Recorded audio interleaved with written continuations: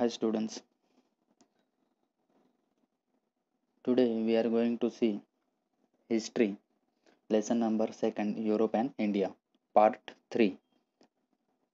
हम लोगों ने अभी ऑनलाइन चल रहा है, इसकी वजह से ये जो सेकंड जो चैप्टर है यूरोप एंड इंडिया, इसको 3 पार्ट्स में डिवाइड किया था।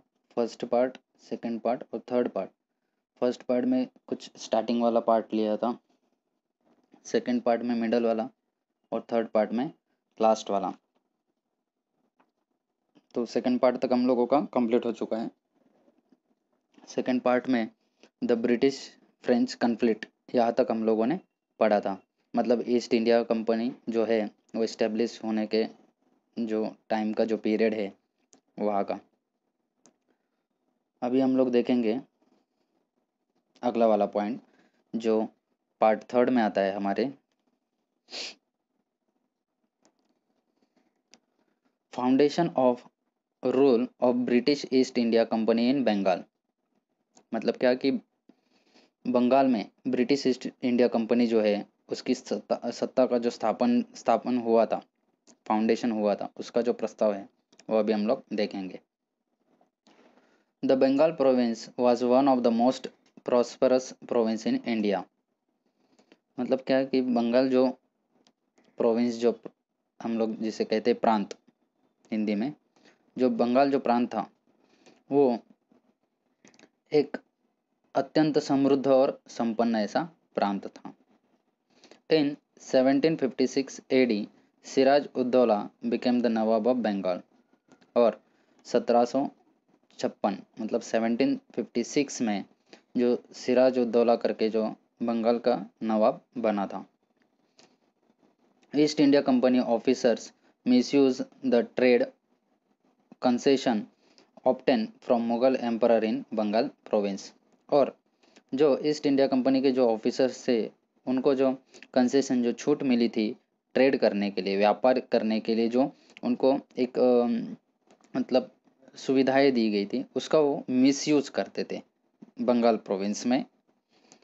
The English built fortification around the factory at Kolkata without the permission of the Nawab. और ये जो ईस्ट इंडिया कंपनी के जो ऑफिसर्स थे, या जो ईस्ट इंडिया कंपनी जो जिन्होंने इस्टेब्लिश की, इन्होंने कोलकाता में भी एक फैक्ट्री उनकी जो है वो इस्टेब्लिश की थी। और इस फैक्ट्री के चारों साइड से जो फोर्टिफिकेशन जो कहते हैं हम लोग उसे मतलब एक तट कहते हैं, और उसको हम लोग बाड़ भी कह सकते हैं। और वो जो एक दीवार के जैसा समझो, या कोई वहाँ पे अपना एम्परर रख देना, ये आर्मी रख देना। तो उसके वजह से क्या हुआ था कि ये जो नवाब का जो उन्होंने पर विदाउट परमिशन उन्होंने वो फोर्टिफिकेशन बना दिया था। Hence Sirajuddaula capture the factory at Kolkata. और इसी वजह से सिराजुद्दौला ने क्या किया था कि ये जो फैक्ट्री जो है ब्रिटिश ईस्ट इंडिया कंपनी जो चला रही थी, इसको कैप्चर कर लिया था, मतलब अपने इसमें ले लिया था,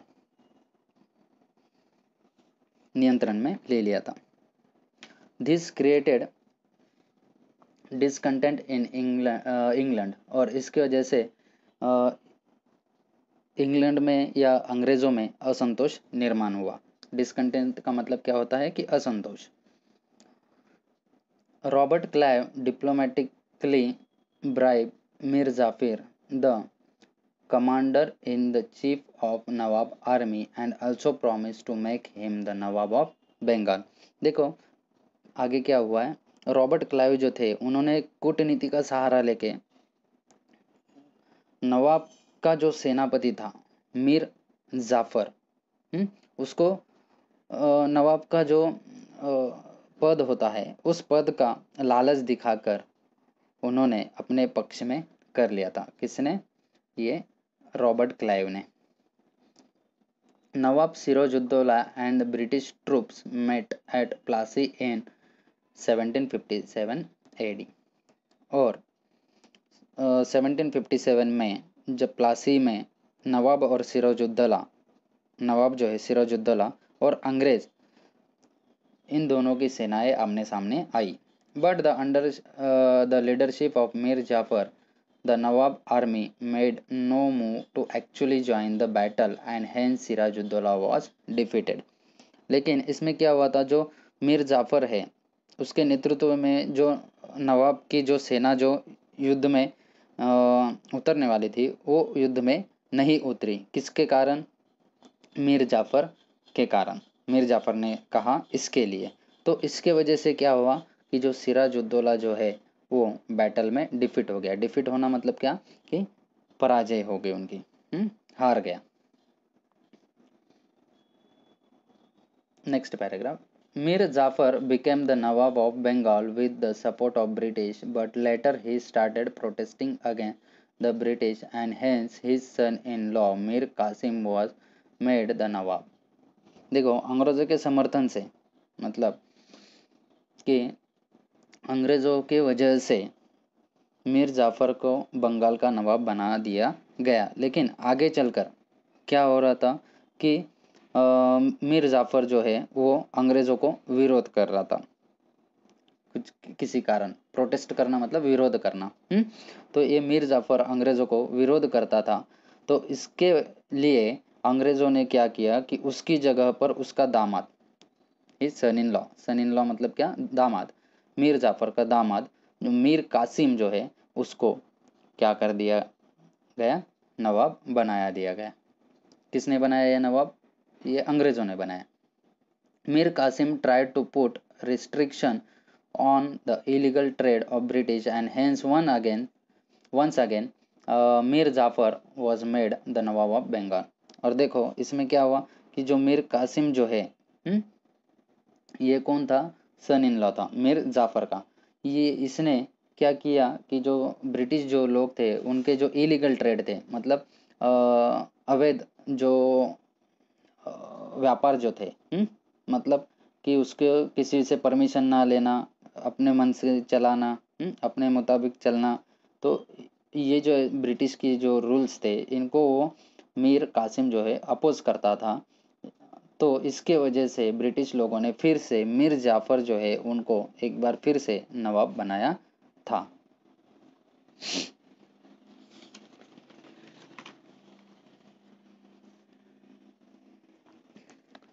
आगे देखिए। To restrict the activities of British in Bengal, Mir Qasim Shujauddaula, the Nawab of Ayodhya, and Mughal Emperor Shah Alam formed an alliance and ran a campaign। देखो इसका मतलब क्या होता है? To restrict the activities of British in Bengal, Mir Qasim Shujauddaula, the Nawab of Ayodhya and Mughal emperor Shah Alam form an alliance and ran है campaign. मतलब क्या कि बंगाल में जो चल रही जो अंग्रेजों की जो मतलब हलचल थी या जो कुछ काम कर रहे थे, जो भी कर रहे थे, उस पर मतलब पावर रखने के लिए या उसके ऊपर कंट्रोल कंट्रोल रखने के लिए मीर कासिम शुजा-उद-दौला, मीर कासिम नवाब शुजा-उद-दौला, अयोध्या का जो शुजा-उद-दौला था, और जो मुगल एम्परर जो है शाह आलम, इन्होंने क्या किया? अंग्रेज़ों के विरुद्ध एकत्रित आके एक अभियान चलाया।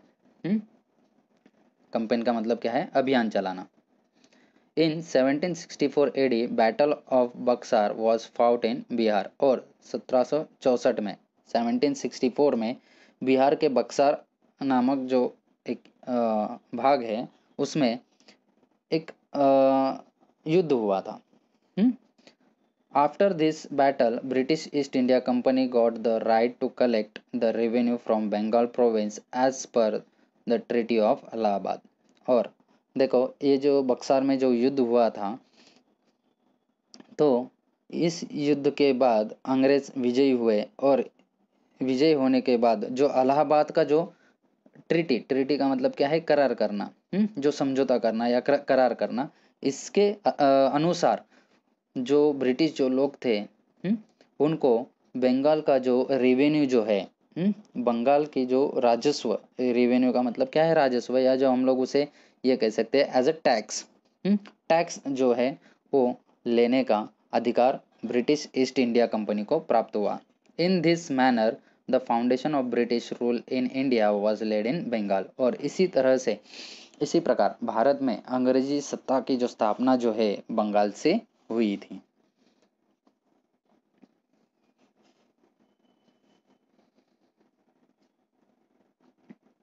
अभी हम लोग अगला वाला पॉइंट देखेंगे, ब्रिटिश मैसूर स्ट्रगल। इसका मतलब होता है कि अंग्रेज और मैसूर का जो है संघर्ष, वो अभी हम लोग देखेंगे। शॉर्ट में थोड़ा सा ये, Haidar Ali from Mysore state rebel and took control of Mysore. देखो, हैदर अली जो था उसने क्या किया था कि मैसूर राज्य जो है उसमें विद्रोह करके, रिबल मतलब क्या, विद्रोह करना या जबरदस्ती, तो मैसूर के ऊपर अपना अधिकार उसने जमा लिया था। After the death of Haidar Ali his son Tipu Sultan became the ruler of Mysore. और हैदर अली का जब मृत्यु हुई उसके बाद उसका जो बेटा है टीपू सुल्तान, वो वहाँ का शासक बना। रूलर मतलब क्या, शासक बनना।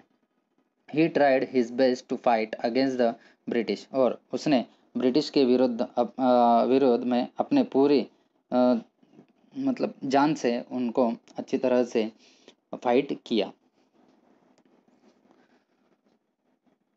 Eight the end Tipu Sultan died in the battle of Srirangapatna in 1799।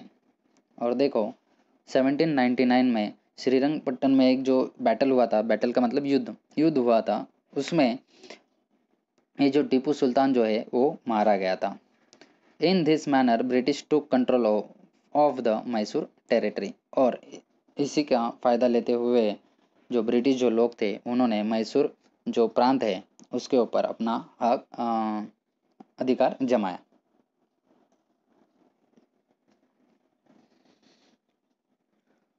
अगला वाला पॉइंट देखेंगे हम लोग, ब्रिटिश कंट्रोल ओवर सिंध। अभी जो ब्रिटिश जो थे इन्होंने सिंध प्रांत जो है, अंग्रेज जो है उन्होंने सिंध प्रांत के ऊपर अपना अधिकार कैसे जमाया। To strengthen the British power in India the English turn their attention toward north west frontier. देखो, ब्रिटिश लोगों ने अपना जो पावर है इंडिया में जमाने के लिए, मजबूत करने के लिए अपना जो ध्यान है वो पश्चिमोत्तर जो सीमाएं जो थी भारत देश की उसके ऊपर उन्होंने रखी। दे feared that Russia might attack India through Afghanistan, and hence the English started establishing their influence over Afghanistan। और ये जो ब्रिटिश जो थे, अंग्रेज जो थे, इनको क्या लगता था कि रशिया जो है वो भारत के ऊपर अफगानिस्तान से अटैक करेगा। तो इस डर के कारण ये जो ब्रिटिश जो थे इन्होंने अपना जो प्रभाव है वो किसके ऊपर जमाना शुरू किया, शुरुआत में अफगानिस्तान के ऊपर। The route toward Afghanistan went through Sindh. और जो अफगानिस्तान में रास्ता जाता था वो कहाँ से जाता था, सिंध से जाता था। सिंध जो है वो हमारे भारत में आता है। The British understood the importance of Sindh and hence capture in 1843। और ब्रिटिश लोगों ने ये जो सिंध जो प्रांत है, सिंध जो टेरिटरी जो है, इसका इम्पोर्टेंस मतलब महत्व समझ लिया और इसकी वजह से ये जो सिंध जो प्रांत है इसको 1843 मतलब 1843 में उन्होंने कैप्चर कर लिया।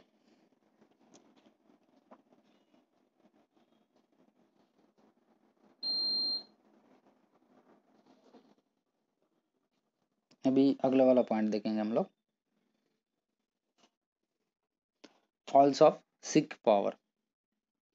सिख सत्ता का जो पराजय है, फॉल का मतलब क्या होता है, पराजय या डिफीट, हार जाना। जो सिख जो सत्ता है उनकी पराजय अभी वो कैसी हुई थी, इसमें पॉइंट में हम लोग देखेंगे। In the beginning of 19th century, the power in Punjab was in the hand of Ranjit Singh. 19वीं जो सेंचुरी थी, 19th सेंचुरी जो थी, उसके शुरुआत में जो पंजाब जो स्टेट है उसकी जो मतलब पावर जो थी वो किस राजा के हाथ में थी? रंजीत सिंह के हाथ में थी। After the death of Ranjit Singh, his minor son Duleep Singh came to the throne. जब रंजीत सिंह की मृत्यु हो जाने के बाद उसका जो छोटा माइनर सन मतलब क्या कि छोटा बेटा जो है दुलीप सिंह करके, वो उसकी गद्दी पे बैठा। On his behalf his mother queen Jindan look after the state affairs but could not keep control over the officers. और ये जो दुलीप सिंह जो है वो रंजीत सिंह के जगह पे आया था, लेकिन इसके बिहाफ बिहाफ मतलब इसके एब्सेंट में उसकी जो माँ जो है वो पूरा राज्य का कारोबार देखती थी। लेकिन जो ऑफिसर जो है इस स्टेट में, तो उस उनको वो कंट्रोल नहीं कर पाती थी। Taking advantages of this situation the British bribe some of the Sikh sardar. और इसी मतलब सिचुएशन का, इसी कंडीशन का फ़ायदा उठा के ब्रिटिश लोगों ने क्या किया था कि जो ऑफिसर जो थे दुलीप सिंह के टेरिटरी के या जो सिख सिख टेरिटरी के, इन लोगों को ब्राइब दिला के या मतलब ललचा के, कुछ लालच दिखा के इन्होंने सिख सरदार को अपनी ओर ले लिया था। The Sikh community thought that British will attack Punjab and hence they launch an attack on the British. Sikh जो लोग थे उनको क्या लगता था कि ब्रिटिश लोग हमारे ऊपर हमला करेंगे।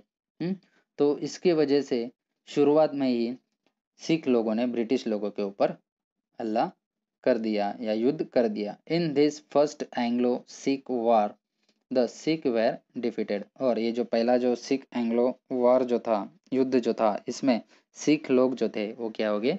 हार गए, डिफीट हो गए, पराजय हो गए इनकी। But still Duleep Singh remain on the throne. लेकिन हारने के बाद भी जो दुलीप सिंह जो सरदार जो था, इनको उनकी गद्दी पे ही उनको रखा गया, उनको उनकी जो पावर जो थी वो दी गई। But the growing impact of British over Punjab was not acceptable to the Sikh. लेकिन ब्रिटिश लोगों की जो पंजाब जो स्टेट है उसके ऊपर जो पावर जो है वो ज़्यादा हो रही थी, या उनकी जो इम्पैक्ट है, प्रभाव जो है वो बढ़ रहा था, इसकी वजह से ये सिख लोगों को मान्य नहीं था। और इसलिए Mulraj officers of Multan revolt against the English. और जो मुल्तान का जो ऑफिसर है मूलराज, इन्होंने सिख के ऊपर ब्रिटिश जो है इनके ऊपर क्या कर दिया? फिर से हल्ला चढ़ा दिया। Thousand of Sikh soldier participated in the war against the British. और ये जो ब्रिटिश जो लोग हैं इनके खिलाफ जो युद्ध होने वाला था, इसमें जो हजारों की संख्या में सिख जो सरदार है वो पार्टिसिपेट हुए थे। In the second war the Sikh had to face defeat again. और देखो दूसरी बार भी ये जो युद्ध हुआ था, तो इसमें सिख जो थे उनको फिर से एक बार पराजय स्वीकारना पड़ा। इन 1849 the British finally capture the entire reason of Punjab. और फाइनली 1849 जो पीरियड था, इस पीरियड में ब्रिटिश लोगों ने पंजाब जो रीजन है अपने काबू में कर लिया था। The Maratha were important strong rulers in India. How did the British strengthen their foundation of rule in India by defeating the Marathas will be studied in the next chapter. देखो यहाँ पे ऐसा कहा गया है कि पंजाब रीजन तो अभी इन लोगों ने कैप्चर कर लिया था, इनका ब्रिटिश लोगों को अभी मोस्ट इम्पोर्टेंट क्या था कि जो मराठा जो रूलर है इंडिया में, इनका जो पावर स्ट्रांग था, तो इनको डिफीट करके फिर अपना जो फाउंडेशन जो है ब्रिटिश फाउंडेशन वो स्ट्रेंथ मतलब मजबूत कैसा किया जाए, इसके लिए अभी वो जो रहेगा लेसन, नेक्स्ट वाले लेसन में हम लोग उसको पढ़ाई करने वाले हैं। आई थिंक सो सबको समझ में आया होगा लेसन।